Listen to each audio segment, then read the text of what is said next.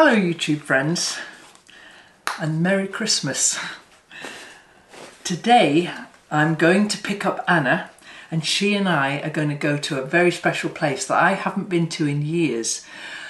It's about an hour away and I'm going to invite you to come along with us to visit this really rather amazing place. So you'll find out where it is in a second.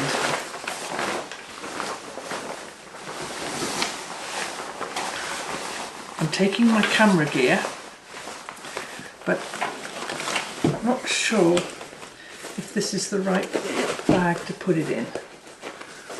We'll see. I think it might be okay.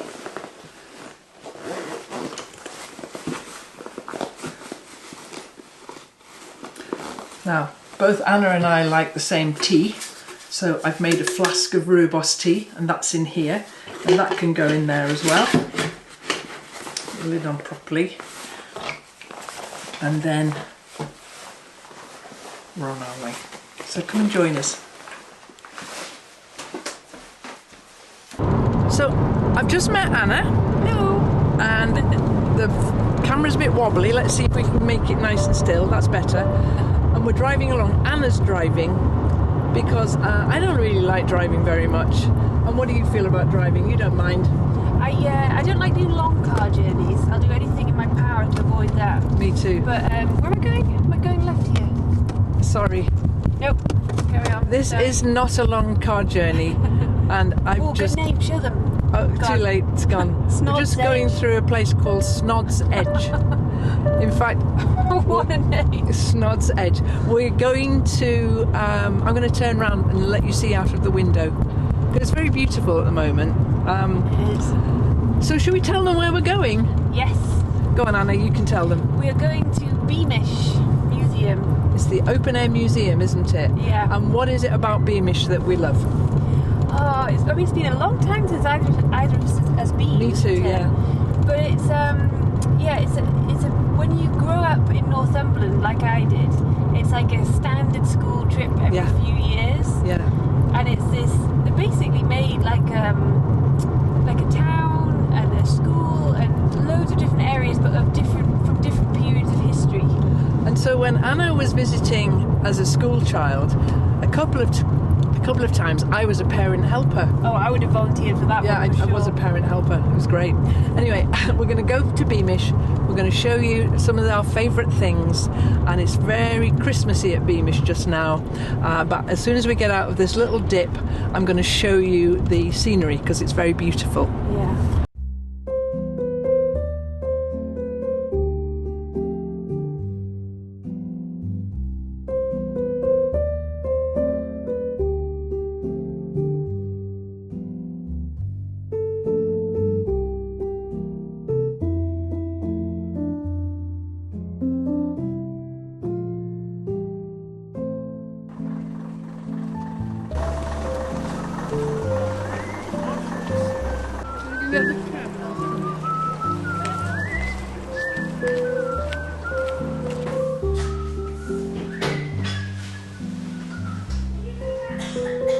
Okay, so we've just got on board the tram. Yeah, very cool. And we've got our map, and the tram is going to take us all the way around the entire site so that we can get off wherever we want to. So it's not going for a minute or two, so while we're waiting for it to go, Anna and I'll decide where we want to get off first. Okay.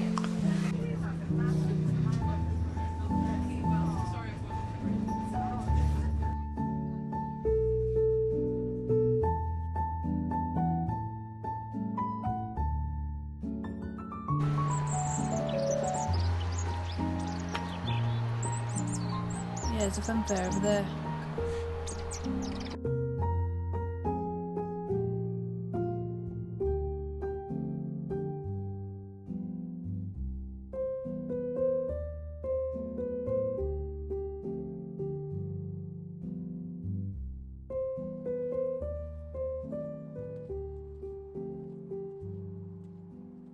So we're in Pockerley Old Hall at the moment, which is like the manor house for the whole area. And it's really, really busy. There's lots of people. We're going to try and find little times when we can talk to you and film without me feeling like a twit. But this was a manor house, and this is the most beautiful furniture and gardens and everything about this. This is where I'd like to live. But as we go round Beamish, you'll probably find that one of the little miners' cottages, that's probably where I would have ended up living, not in the great grand manor like this place is. There's a lot of people here, so we're going to be very quick with our filming. I know which one I prefer. And he says to the tailor, he says, "Sir,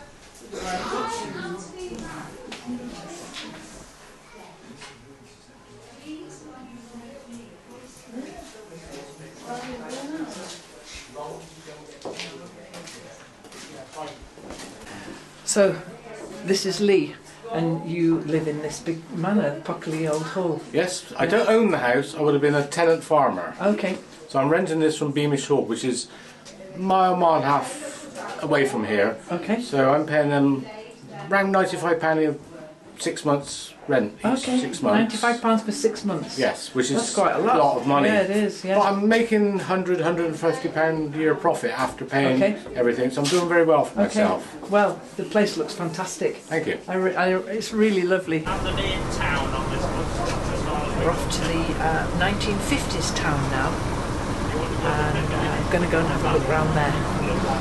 1950s. I was born in 1956, so there might be some things I recognise there. Out of order. They were always out of order. I want to show you John's confectionery shop just across the way there. I think I'll be another half hour before this is done, okay?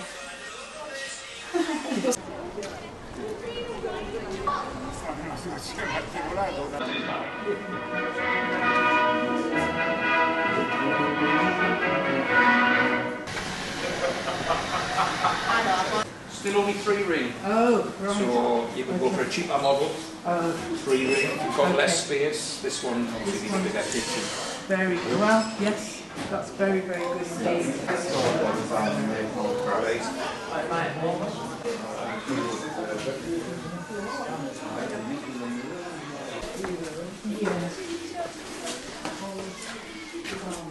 This could be our dining room.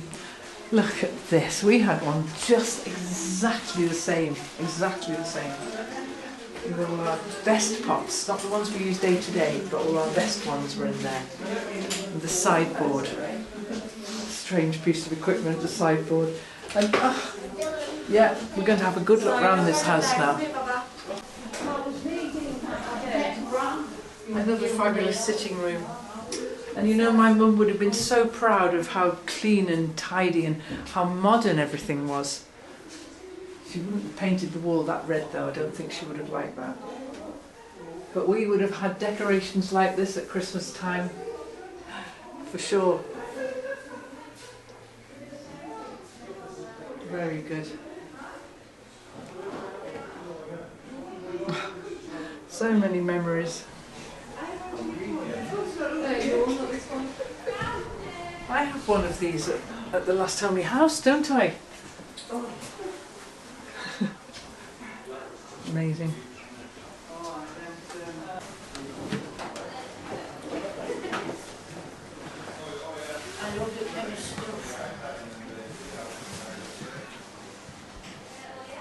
So we're just at the start of the 1900s town now, and we're in the chemist. We're in the chemist's shop, and you work in the chemist shop, yeah? I do, yes. Yeah, I'm okay. the chemist today. Yes. Okay, right. Okay, so tell us a little bit about your shop.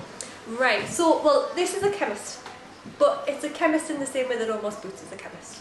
So it'll be anything to do with chemicals you'll get here. So yes. You'll get medications, you'll get tonics and pills and things like that. But you'll also get, you know, beauty products, perfumes, things Yes, like that. all the sorts of things you'd expect to find in a Yes. big... But you could also, because it's quite uncommon, you could probably maybe get petrol here as well, because, you know, Okay. if you're close to the garage or something like that. The photographer's development solutions are going to be bought here as well. Of course, because the photographer's just next door. Yeah, yeah. Okay, this is beautiful. I love these drawers. Yes. Gorgeous. They're brilliant, aren't they? And they're really well made as well.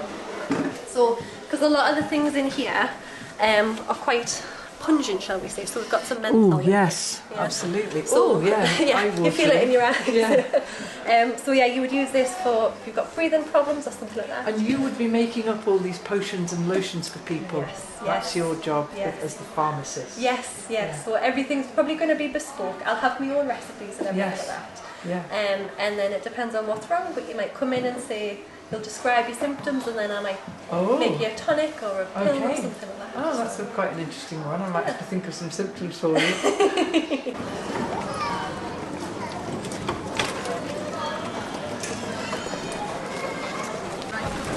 We're in the queue for the sweet shop.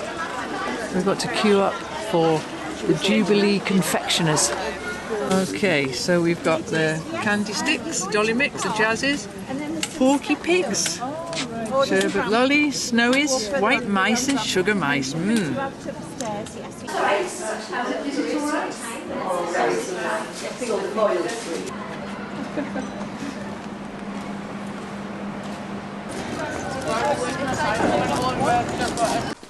So I've come to a shop I've been really looking forward to seeing, the haberdashers, and this is Colin, who works in the haberdashers here, and we've already had a 2-minute conversation, and I think that this is going to be fun. So tell us about this beautiful shop. So you're in one department of a 3-department store which belongs to the Cooperative Society. So the Co-op was a big thing in, it was started in 1844 in Rochdale by a set of philanthropic gentlemen, I think, who were a bit peeved with some of the practices that went on within sort of the shopping world, if you like. People would... very poor practice went on. So they decided that they wanted to produce goods that were of a very high quality, and the only way to do it was to do it themselves. Yes. So they did. So they did produce. The Co-op produced a lot of their own materials, food, certainly in the food department. So here we have our grocery department next door. As you say, this is our drapery and haberdashery department here, and then we have our hardware department next door. But you're here, so we're going to talk about this. Yes. So this is where you come if you want some sort of cloth material to make your own goods. We stock a wide range of pre-made clothing, from very nice evening suits to underwear, children's wear, shoes, hats, basically everything that you would require in your day-to-day life. But were people making their own clothes? Very much so. So the lower income families, they wouldn't be able to come in and shop off the peg, as it were, for a lot of their items. So the very talented ladies who lived in sort of things like the mining villages, they would produce some very good clothing for themselves, their children, their husbands, and they were very skilled seamstresses. So yes, that's it. So we do have a wide range of materials that are available, and we can order in some specials if you're the dentist's wife and you want a posh frock made. Then you get a bolt of something special for her.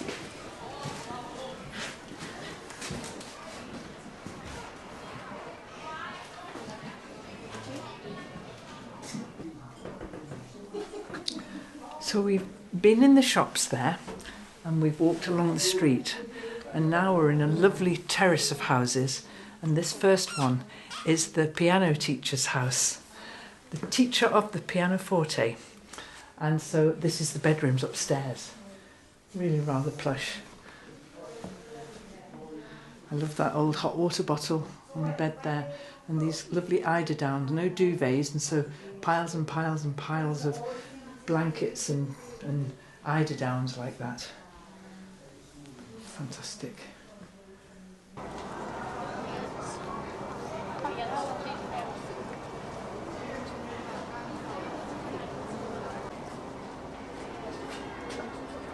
So we've come to the dentist's now, and I've just walked up the stairs, and it's with a heavy heart that you would walk upstairs to this room, because there's some torture instruments here, because this is dentistry. Now, do you mind if I ask you? Yeah, sure. And so here's our dentist. What era are we talking about here? We're in the Edwardian period. The whole town is in the Edwardian period, so we go up to just before the beginning of the First World War. Okay. So 1913. And so dentistry looks very different here than it would.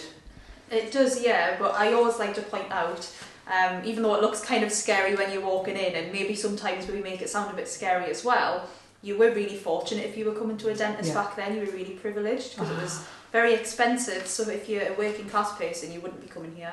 Okay. It would be middle class or upper class.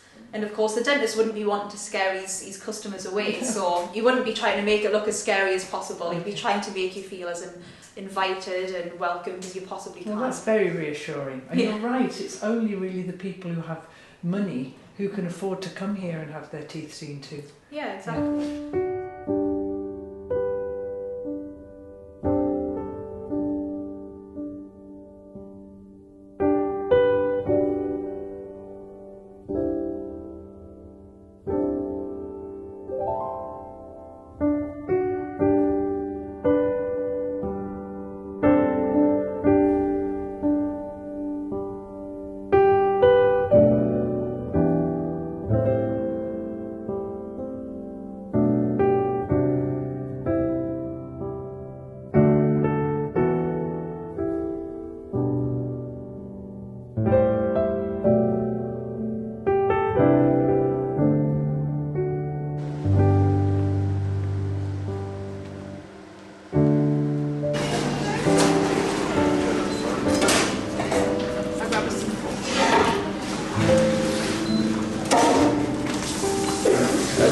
Thank you very much. Thank you. Well, we've come down to the pit village because this will have been a mine and there would have been pit ponies taking the little trucks down the mine, and we've arrived at the pit village at the same time as a school trip. So there's lots of noise, lots of people telling children to stay in line and all of that. Regan's very pleased that we're not teachers. Yeah, but Quite we've just stressful, got isn't some it? fish and chips. And I've got a children's portion of chips and fish and chips, but it's still too big. I'll see how I go. So this is something I've been looking forward to seeing. This is a clippy mat. Now, these are the clips, so that's why this is a clippy mat. If it was flat, it would be a proggy mat. And if you look at the back of this, this is worked from the back. And the tradition would be that there would always be one mat being made, and the new mat with all the new materials, which were scraps from work clothes and leftovers from dressmaking or whatever, or tweed suits and so on, the new one would go on the bed. That's why this is here, because it's lovely and warm. It's really cold house, this one. I mean, one of the lovely little pit cottages, and so it would go on the bed for a while. And the one that was on the bed would then go on the floor, and that one would be, because there were no carpets of course, so that one would go on the floor, and the one that had been on the floor would go out into the scullery, and so into the kitchen, and that one would be used out in the kitchen, and then the one that was in the kitchen would then go out for the dog to sleep on, and the one that the dog was sleeping on would go out into the pigsty. And then finally it would go onto the compost heap, and so there would be a new mat being made all the time and being rotated round those different uses, so that the new one, when the new one was ready, they would all move on one until they were finally then composted, because they're all natural materials. I mean, maybe not all of those things in that order, but all of those places would have needed to have a bit of a mat. And I love making these things, and there'd be a big mat frame propped up against the wall all day long, and then in the evening when all the chores were done, out the mat frame would come, and everyone would sit around the mat frame, the kids who hadn't gone to bed yet, dad, mum, everyone, grandma, and they would put a few clips in until it was time to go to bed. It's a fantastic tradition, it really is. And there's some lovely patterns as well. They've all got a bit of a border and then a motif in the middle. There's all sorts of different patterns that would be particular to families. But this one's gorgeous. This looks like it's had a mend. This one looks like there's a bit of mending gone on. It's just Hessian that we're using for this, so it would have been flour sacks or sugar sacks or coal sacks, old sacks like that, burlap, old Hessian sacks. I love them, I really do. I really feel like making another one for me.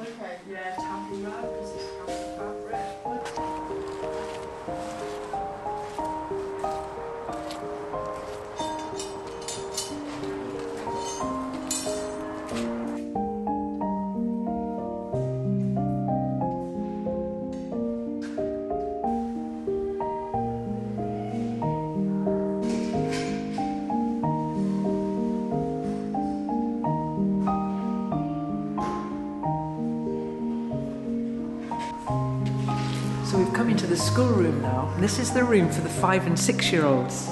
But honestly, how big were the kids?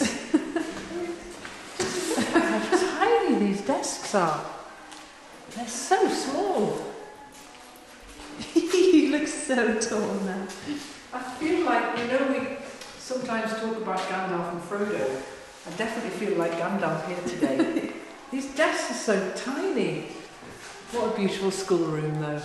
So beautiful.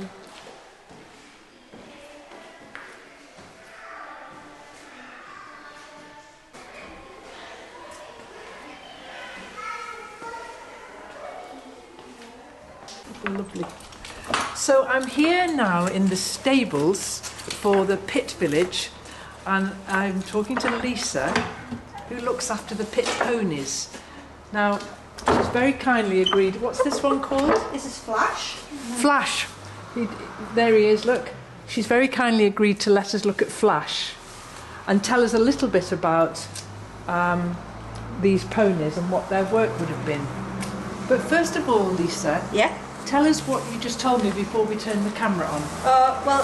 I've ended up looking after these Shetland ponies that are portraying the pit ponies of mining life. But my granddad was actually a head horsekeeper in a deep mine. And then my dad used to go down the pit as a child to see what my granddad was up to. And then unfortunately my granddad passed away, but my dad is still alive, and he, told me what my granddad did and gave me experience. It's all right. So you know all about these ponies and the jobs that they did from an absolute family first hand. Oh yes, definitely. And then my dad's shows heavy horses, Shires and Clydesdales. So I've learned about the working element and then researched the actual pit pony role further. So because these little guys were so small to be able to go down the mines. Talk a little bit about that, because I love all of this. Well, they found that the Shetland pony, especially in the northeast, was the best pony to have in the mine, because we're quite close to Scotland, so they could breed them from the Shetland Isles. Shetland ponies are super, super hardy. They've got a very good, strong physique. And their digestive system, everything is designed to be tough. So with these, even if you go up in height and get a bigger pony, a bigger breed of pony, you're not going to get much more pulling power. But what you will have as a mine owner is it would be more expenses for a bigger pony, because your stables would have to be bigger, they'd have to more food, more care, and the main thing is you'd have to make all of your underground height bigger, because you'll see the sign there, it was a regulation that the ponies were not allowed to go anywhere if their heads were touching the ceiling, because you don't want your ponies to be stooped over and cause damage to their muscles or what have you. So these were the perfect size. Because you can just 4'6", that's your kind of limit. The ponies can't go any lower than that, but the men can. So the men go in when it's really like 18 inches and make it the tunnel around them, and then when it gets to the 4'6", then the ponies are allowed in as well. And so our battery ran out then, and I think we missed off the end of Lisa's interview.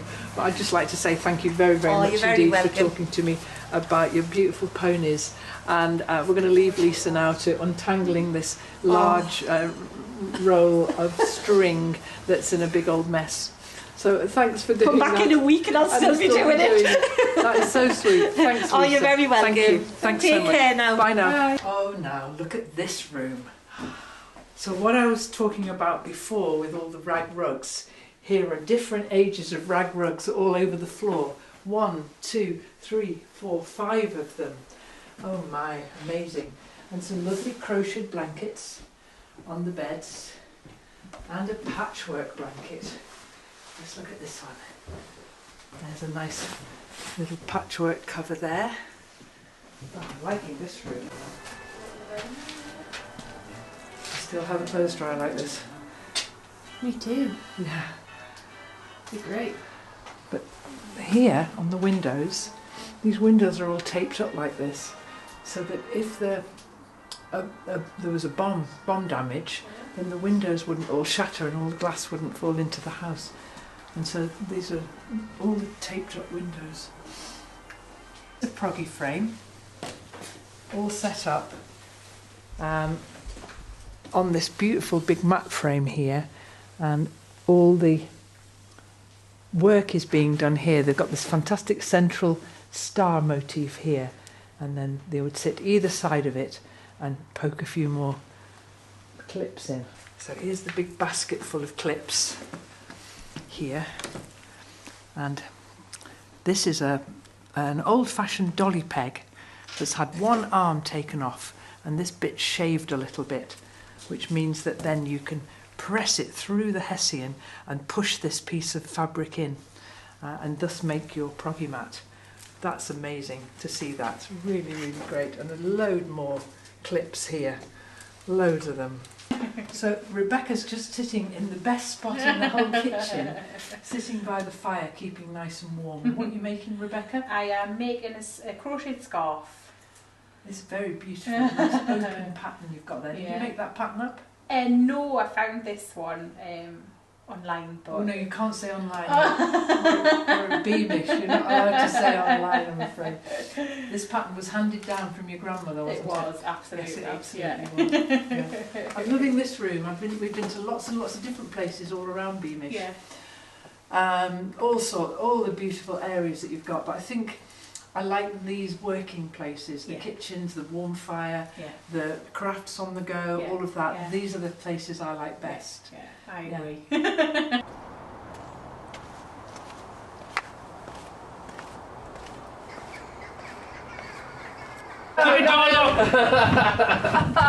So I'll get it as well. Oh, and you as well. Come on, everybody. Right, sit yourself down.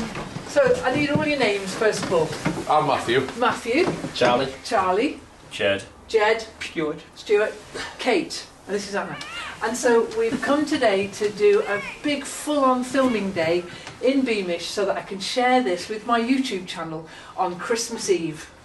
Oh, very good. Yes, very nice. That's the right reaction. Thank you. And so I can't remember all your names, but what I'd like to say is what a fantastic day we've had. We're almost at the end of our day now. We're going to go back to the main entrance. And I'd just like to shut up because I'm very good at talking and have you say a little bit about what it is you love about the job you do. Oh, and you've all gone really quiet. Yes. Start with Balaclava boy. Well, it's the best job in the place.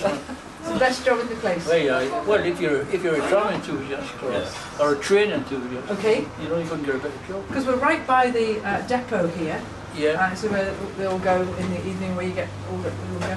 So, what would you say about the work you do here? Well, the trams, and you meet people from all over the world. Yeah. Okay. That's it. So where's the most exotic place you've had a visitor from? Sudan. Ooh.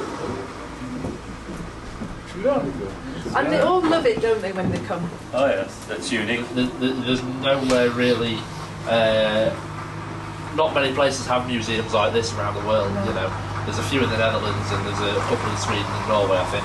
There's 2 or 3 in the UK, but we're really kind of one of a kind almost. And what I'm loving is that everywhere we go, we're meeting people like you. So, Matthew, What do you do every day here? Well, this is actually what I come and do in my spare time. Yeah. I'm a volunteer and I love it. It's great. It's a real privilege to work on vehicles that are over 100 years old. Yeah. And it's great to meet people, talk to people, you know, and just share stories of the North East, share stories of transport. Just really just enjoy what you do and talk as well. The first thing I want to talk about is the fact that my granddad was a tram driver. Everybody will have stories like that, won't they? Share with you. That's lovely, rich kind of history, isn't it? Yeah. And does this mean you guys have to go because the other trams just come? And where was he a tram driver at? Sorry? Where was he a tram driver? Southport. Southport. Yeah, he drove trams in Southport. Very good. And until they stopped the trams in Southport, and then he drove buses. Yes, a lot of people. That's what happened in most of them, yeah. Yeah.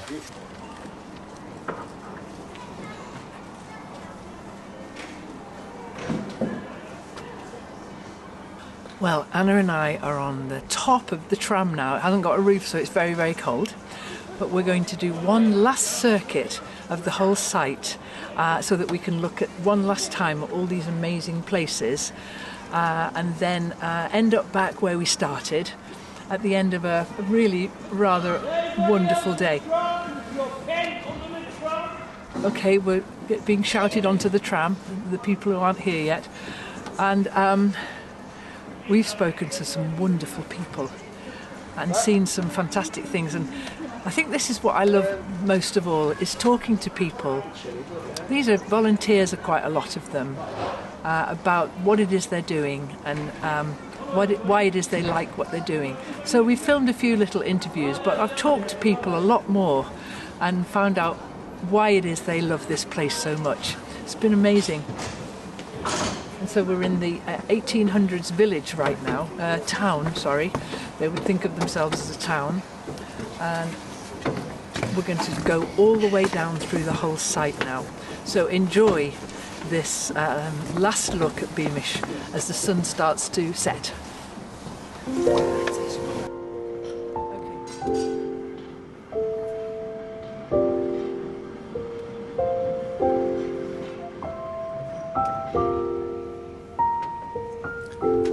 Well, I hope you enjoyed that look round Beamish with Anna and I hope that you're going to have a very, very happy Christmas.